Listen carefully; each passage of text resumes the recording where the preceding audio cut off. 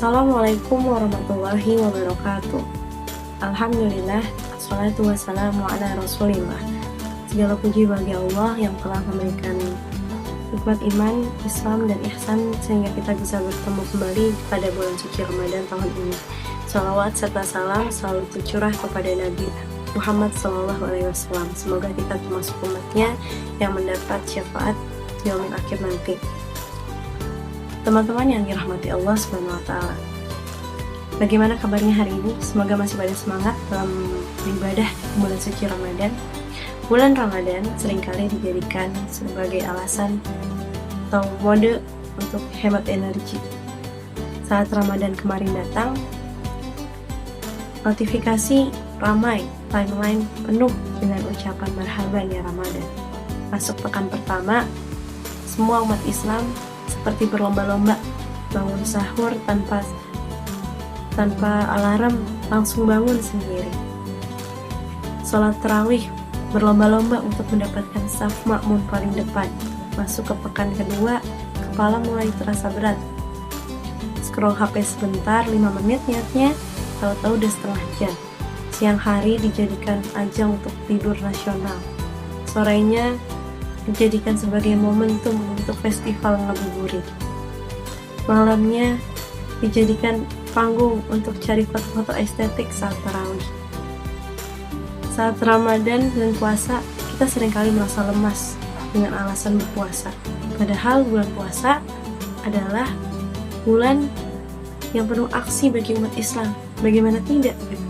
Pada bulan ini, tepatnya di tahun kedua Hijriah, tanggal 17 Ramadan, di tahun 2 Hijriah, ada salah satu peristiwa penting yang terjadi di padang pasir Badar. Spektakuler terjadi peristiwa yang sebegitu hebat, yang dimana Rasulullah memimpin 313 pasukan kaum muslim untuk melawan kaum Quraisy yang jumlahnya 3 kali lebih banyak.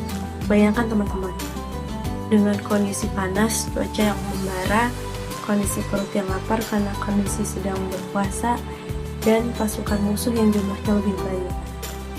Jika menggunakan logika dunia, para sahabat saat itu bisa saja bernegosiasi dengan Rasulullah.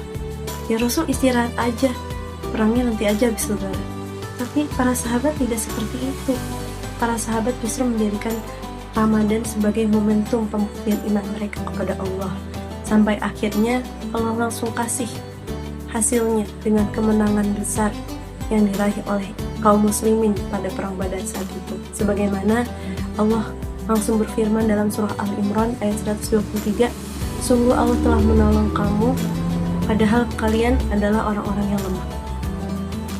Dan di beberapa tahun setelahnya, di bulan yang sama, di tanggal 20 Ramadan, kota Mekah yang tadinya para penduduknya adalah orang-orang yang selalu berusaha memusuhi Nabi, menghalangi dakwah Nabi, dan berusaha membunuh Nabi, kota Mekah berhasil ditaklukkan oleh Nabi Muhammad pada Fatu Mekah. Ini menjadi bukti bahwa bulan Ramadan bukan hanya bulan biasa, tapi bulan kemenangan peradaban di umat Islam. Bayangkan dengan kita saat ini, yang jam 11 siang udah mulai lemes, bantu orang di siang hari alasannya lagi puasa.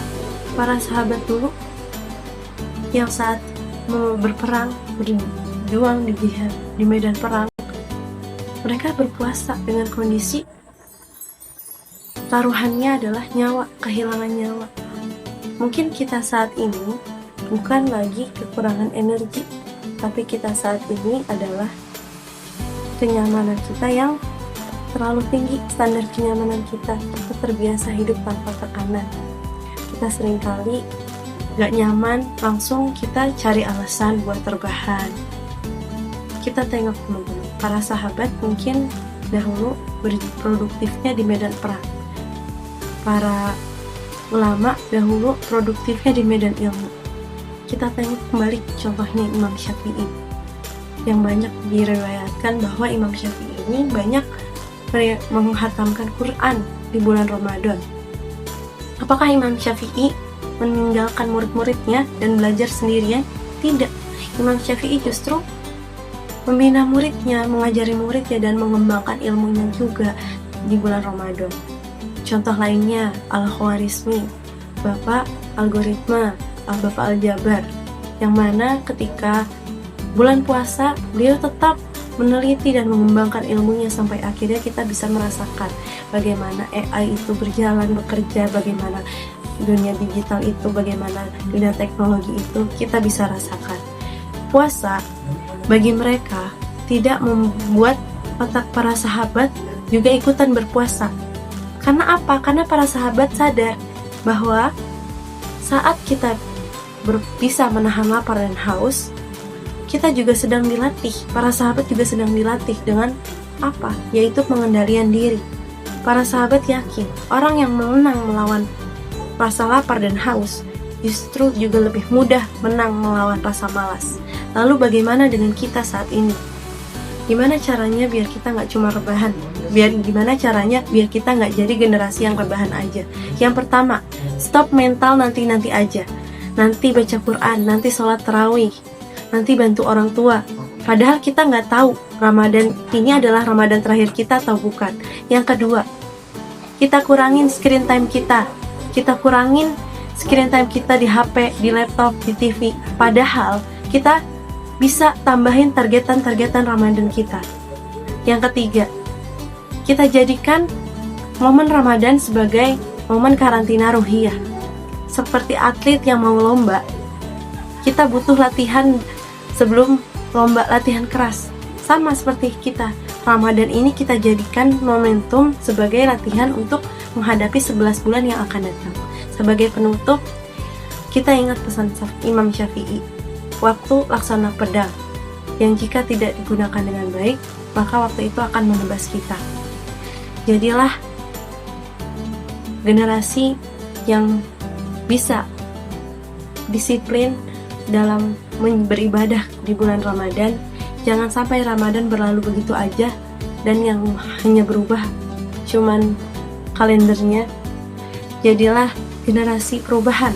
Jangan sampai kita hanya menjadi generasi yang rebahan di bulan Ramadan. Billahi taufiq wal hidayah. Wassalamualaikum warahmatullahi wabarakatuh.